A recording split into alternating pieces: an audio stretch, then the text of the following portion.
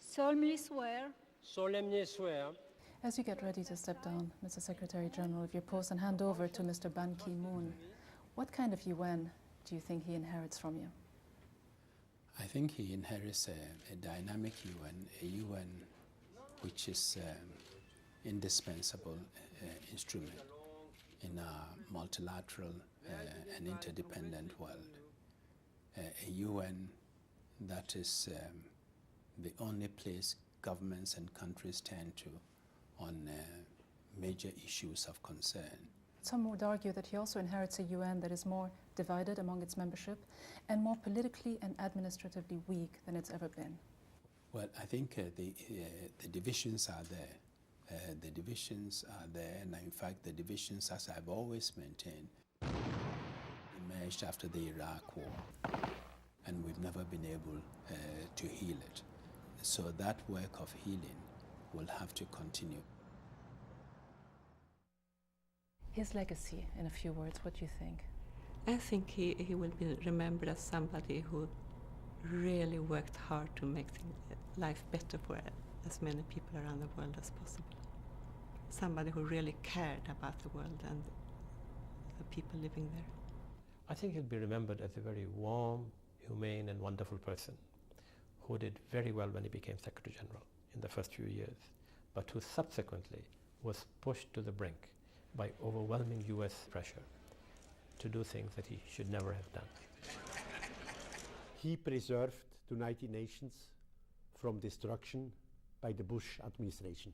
I don't see him as somebody who has been a poodle, who has been a puppet of the Americans, or somebody who has been there doing the American, working the American agenda. I've not seen him that way. I think that in many issues, in several important issues, the spread of democracy, the belief in the rule of law, belief in human rights, democratic accountability.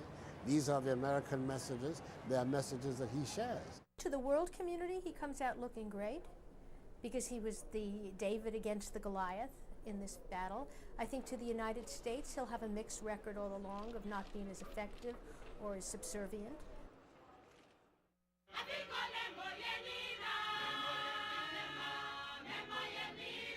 I think when I walk out of here, I'm leaving with the full confidence that I have done my best, and hopefully the UN is a better place today than what I found, and is as indispensable as ever, and that member states and the peoples around the world will continue to rely on this organization.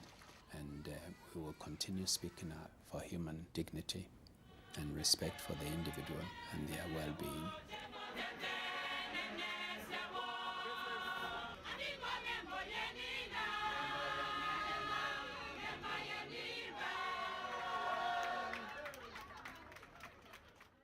Kofi Annan's legacy will be debated by historians for years to come.